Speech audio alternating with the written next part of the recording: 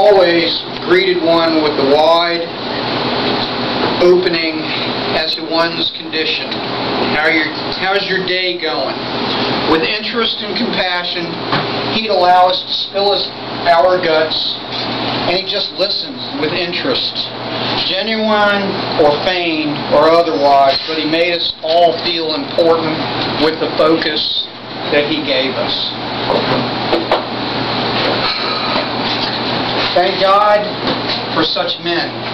They make us feel as a thread in the fabric of society, a member of the gang.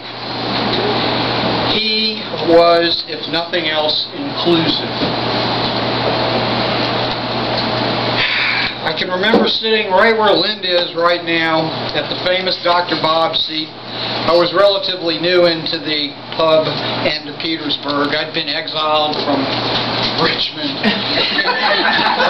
And Bob sort of shambles in, because that's what Bob did at that point. He'd already had the hell beat out of him by strokes and, the pulmonary fibrosis, all that.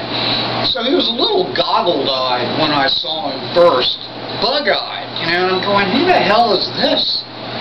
And reverence trailed him. It's like everybody around the bar says, oh good, Dr. Bob's here. He can lighten up now. He just, you could feel it. Well, anyway, we talked about Virginia. That's why I'm wearing this dirty, filthy hat.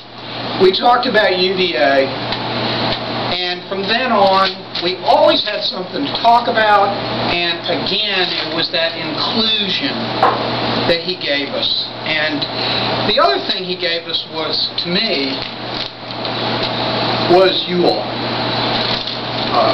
In a time when I needed friends more than I could possibly say,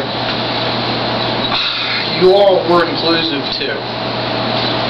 So, anyway, thank you, and I'm going to read a poem by a fellow who was the Poet Laureate of England. His name was John Masefield, and this basically gets to the thing about Bob. Bob was a lover, and he really liked his friends, but those of us who have that Y chromosome, it ain't nothing like having that double X, because if there's anything that Bob liked, he loved his women. So, this poem is named Beauty. I have seen dawn and sunset on moors and windy hills, coming in solemn beauty like slow old tunes of Spain. I have seen Lady April bringing in the daffodils, bringing the springing grass, and the soft, warm April rain.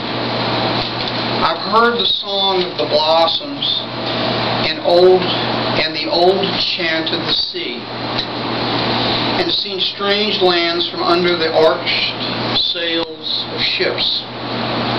But the loveliest thing of beauty God ever has showed to me are her voice, her hair and eyes, and the dear red curve of her lips. To Dr. Bob. There it is.